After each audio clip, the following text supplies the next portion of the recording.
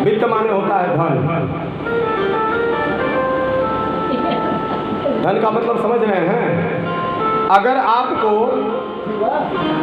धनवान बना के विधाता को भेजना होता तो सरदार साहब जैसे लोगों के यहाँ भेजते ना,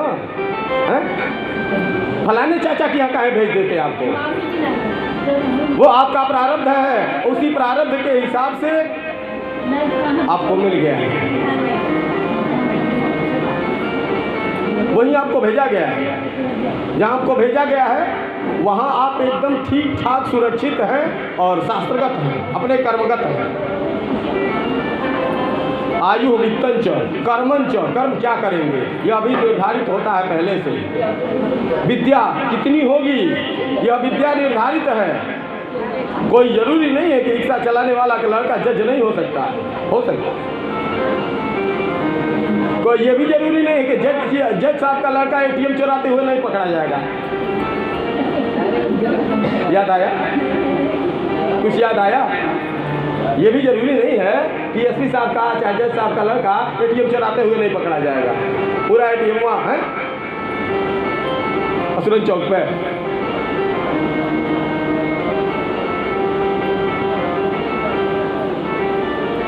विद्या आयु वेतंच कर्मंच विद्या निधन। मृत्यु किस दिन होगी ये उसमें लिखा है, किस दिन मृत्यु होनी है। तब तक चाहे कोई लाख शत्रु हो आपका, वो आपका बाल नहीं बांका कर सकता। यही चीज रावण ने देखा था। रावण जब अपने सर को काट करके वो भगवान शिव को आहुति देता था, तो यह जब सर काट के आहुति देता था तो पुनः नवीन सर उत्पन्न हो जाता था, और जो नवीन सर उत्पन्न होता था उन आंखों से उस जले हुए सर के जब ये ऊपर वाला चमड़ा जल गया तब विधाता ने जो लिखा है यह रावण पढ़ा। रावण ही एक है जो पढ़ा जीव में, अन्यथा कोई नहीं। बस विधाता लिख देते हैं, लिख के भेज देते हैं। जो यहाँ लिखा गया है वो वहाँ सिस्टम में सेट है।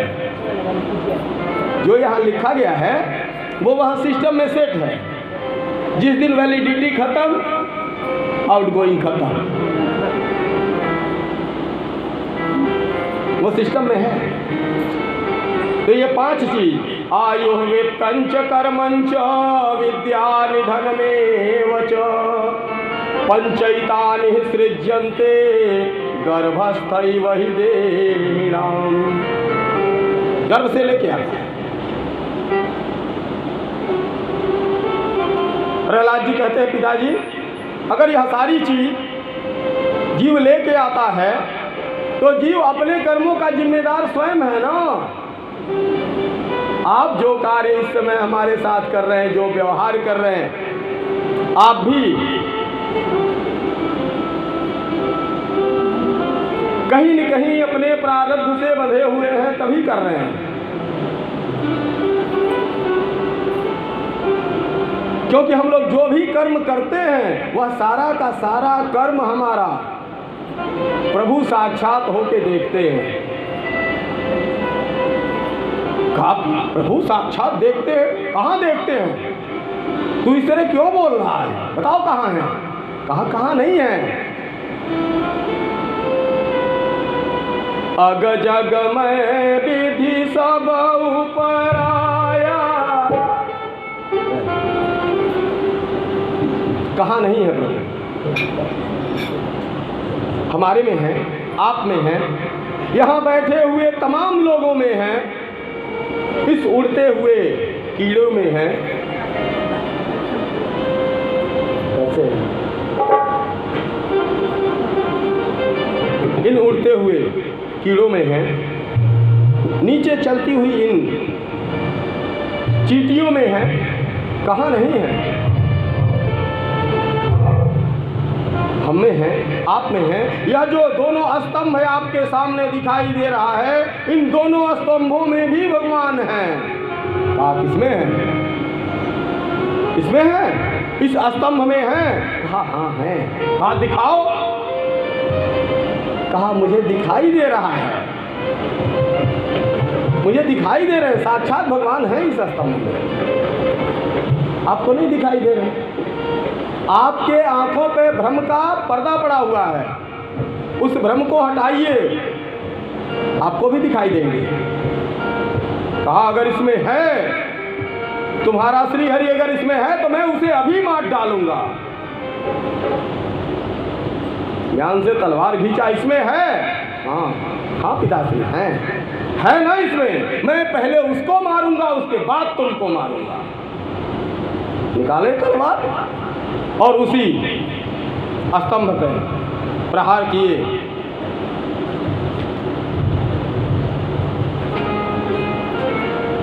उसी स्तंभ पे प्रहार किए और जैसे ही स्तंभ पे तलवार का प्रहार किए, वैसे ही उस स्तंभ में से एक गड़गड़ाहट की आवाज के साथ बीच से ही स्तंभ फटा और उसमें से एक परम तेजस्वी, बड़े ही भयानक स्वरूप वाले, क्रोध से पूरा चेहरा लाल, यह इतना सर है सिंह का, पूरा शरीर मनुष्य का, हाथ की जो उंगलियां हैं यह सिंह के पंजे के समान, पैर की उंगलियां सिंह के पंजे के समान, बड़े बड़े घुंघराले बाल, लाल लाल आंखें और बड़ा ही बलिष्ठ और गरिष्ठ शरीर लेकर के उसमें से जैसे ही निकले और देखा हिरण्यकश्यप ने, अरे वाह, पीछे हटा, पीछे हटा, समझा और समझने के बाद पुनः दोबारा तलवार से प्रहार करने का प्रयत्न किया और जैसे ही प्रयत्न किया वैसे ही हथवा पकड़ लिए प्रभु, हथवा पकड़ लिए, हथवा पकड़ के 2 बार ऐसे ऐसे घुमाए और घुमाने के बाद दूसरे हाथ से ऐसे पकड़ लिए और उसी सिंहासन पे, जिस सिंहासन पे हिरण्यकश्यप बैठता था, उसी सिंहासन पे भगवान बैठ गए और बैठ करके अपने जंघों पर सीधा उसके शरीर को लिटा करके, सिंह का मुंह है तो बड़े बड़े दांत, भयानक, जब मुंह खोलते हैं तो बड़ा भयानक लगता है और जब क्रोध होता है किसी को तो चेहरा अपने आप भयानक हो जाता है। वह तो सिंह हैं, उनका चेहरा कल्पना कीजिए कितना भयानक चेहरा हुआ। और उसके बाद अपने दोनों हाथों की उन पंजेदार नुकीली अंगुलियों से इनका पेट फाड़ के, हिरण्यकश्यप का पेट फाड़ दिया और उस पेट में जितना सामग्री था सब निकाल के बाहर फेंक दिए और उसके बाद उसी आसन पर बैठे हुए हैं, लाल लाल आंखें एकदम। जितने लोग सभासद हैं सब लोग अपने अपने आसन से उठ के आके सामने खड़े हो गए हाथ जोड़ के। उसमें जो भागने वाले थे धीरे धीरे पीछे वाले तो सरक लिए हमारे श्रोताओं की तरह से, तो सब सरक लिए और इनका क्रोध है कि कम में नहीं हो रहा है। हिरण्यकश्यप को मारने के बाद भी इनका क्रोध नहीं कम हुआ और भगवान ऐसे ही खड़े हैं, प्रहलाद जी वहां खड़े हैं, कुछ लोग पीछे खड़े हैं। अब भगवान के इस स्वरूप का आप लोग दर्शन कीजिए और एक बार जयकारा लगा दीजिए, बोले नरसिंह भगवान के।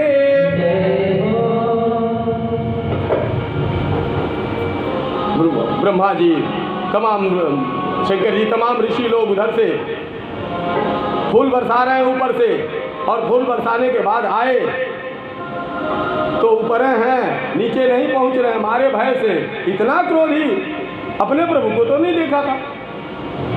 रे बाप इतना क्रोध।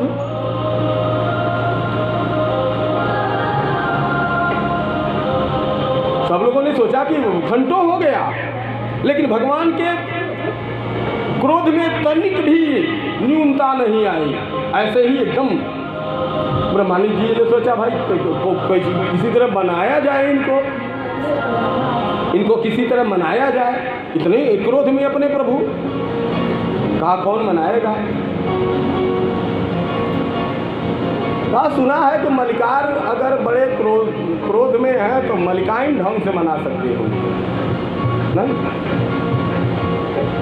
मलिकाइन क्या है तो मलिकार कितना हूँ क्रोधित हो, 5 मिनट से अधिका नहीं लगेगा मनाने में।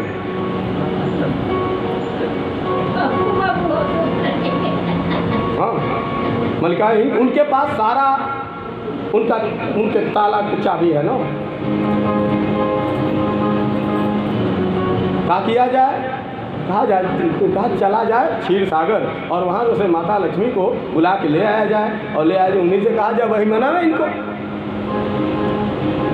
नारद जी ब्रह्मा जी समेत गए वहाँ लोग, माता जी थोड़ा कृपा कर दीजिए। कहा हमारे प्रभु तो कभी नाराज होता ही नहीं है।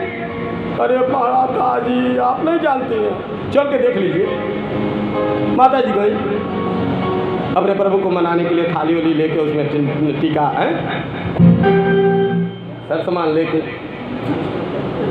सामान लेके गई वहाँ मनाने के लिए। और जैसे ही अब आरती ले लिया और आरती थाली नीचे से दिखाते जैसे ही ऊपर पहुँची, चेहरा देखी, थाली उधर फेंकी, इधर भागी और सीधे क्षीर सागर में जाके अपने आसन पर। बाप रे बाप, अपने प्रभु को इस अवस्था में, ऐसे भयानक स्वरूप में मैंने कभी नहीं देखा। अब कौन मनाएगा? जो सबसे बड़ा पावर था वो भी भाग गया। अब कौन मनाएगा प्रभु को? तब ब्रह्मा जी को ध्यान आया, ओह ये प्रहलाद है ना। ब्रह्मा जी आए, प्रहलाद जी के पीठ पे हाथ रखे और धीरे से इशारा किए, प्रहलाद जी को इशारा किए आप चाहिए। अब प्रहलाद जी धीरे धीरे एक सीढ़ी है, 30-35 सीढ़ी है, एक सीढ़ी धीरे धीरे चढ़ रहे हैं और नज़र एकदम भगवान के नज़रों में मिलाए हुए हैं और धीरे धीरे चढ़ रहे हैं। भगवान की नज़र इनकी नज़र में है और इनकी नज़र उनके नज़र में है और धीरे धीरे एक सीढ़ी चढ़ते और अब जैसे ये नज़दीक होते जा रहे हैं वैसे ही भगवान के क्रोध में न्यूनता आती जा रही है, कमी। धीरे धीरे भगवान का चेहरा एकदम सामान्यतया अति सामान्य होने के बाद करुण होने लगा। भगवान की आंखें धीरे धीरे भरने लगी और जैसे ही ये नज़दीक पहुँचे वैसे ही भगवान के दोनों आंखों में से आंसू गिरने लगे और हिरण्यकश्यप के मृत शरीर को उठा के किनारे रख के और भगवान उनको प्रहलाद जी को बुला लिए, आ जाओ। प्रहलाद जी को ले आए और ले आके अपने गोद में बैठाया और अपने जीवा से चाटने लगे। बहुत वात्सल्य जब उत्पन्न होता है तो क्या करते हैं, अपने बच्चे को वात्सल्य के भाव से चाटने लगते हैं। ऐसे ही भगवान नरसिंह वात्सल्य बस प्रहलाद जी को चाटने लगे और रोने लगे और प्रहलाद जी देख रहे हैं।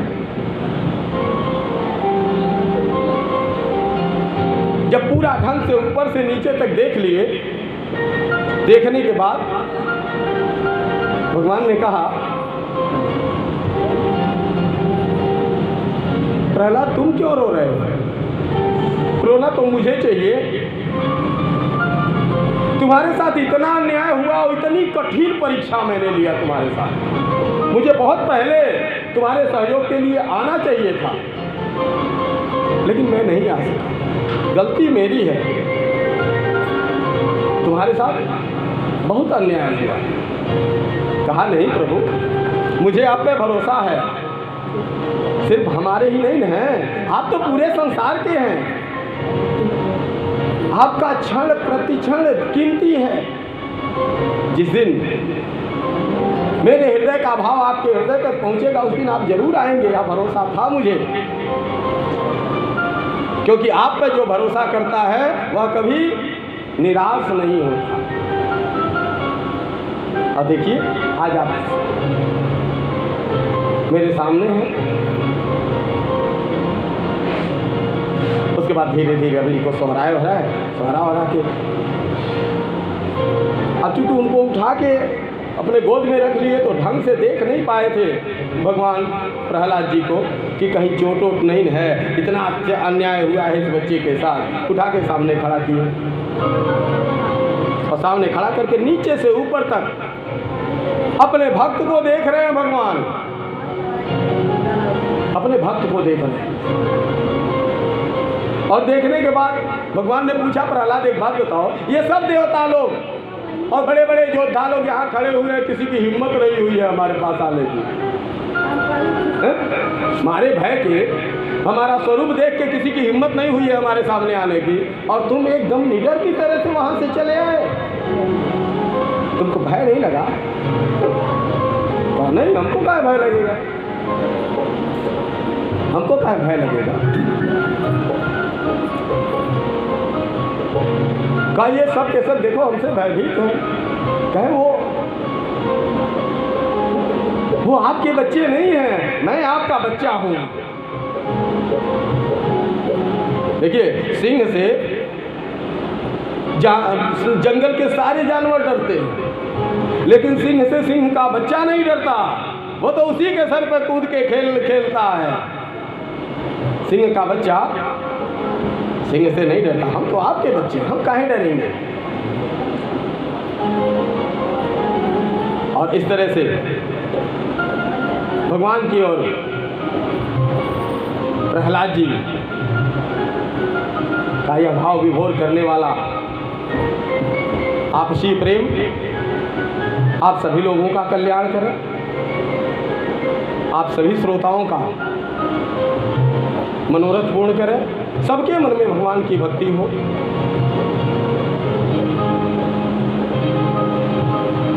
अब प्रहलाद जी भगवान से प्रार्थना करके कहते हैं, प्रभु यद्यपि ये अधार्मिक थे, अन्यायी थे,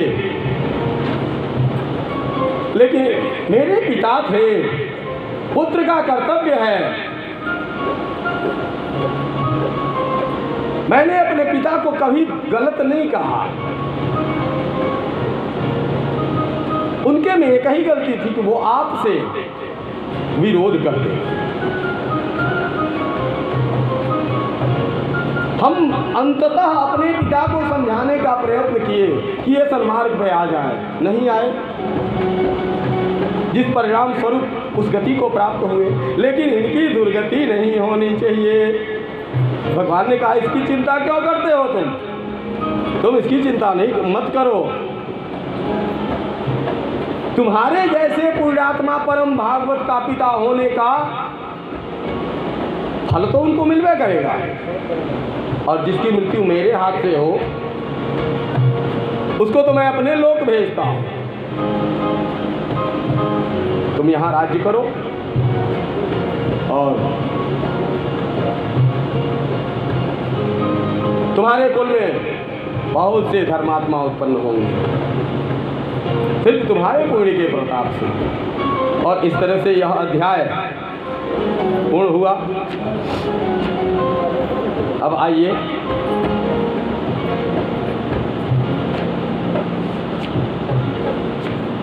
चलते हैं देवासुर संग्राम में। महर्षि कश्यप की 13 पत्नियां, दनु से दिति, अदिति, दनु, काष्ठा, इला इत्यादि मैंने बताया था। उसी में जो दनु हैं उनसे दानव उत्पन्न हुए। माता अदिति से देवता उत्पन्न हुए। यद्यपि ये एक ही पिता और 2 माताओं से उत्पन्न है, भाई हैं, लेकिन इनका आपस में कभी बना नहीं, आपस में कभी नहीं बना। आपस में इन लोगों का युद्ध होता ही रहता था, लेकिन कभी दानव जीतते थे, कभी देवता जीतते थे, लेकिन युद्ध इनका बंद नहीं होता, युद्ध चलता रहता है। जब दानव लोग समाप्त हो जाते थे तो वह पुनः अपनी शक्ति एकत्र करते थे और शक्ति एकत्र करके और देवताओं पर आक्रमण करते थे।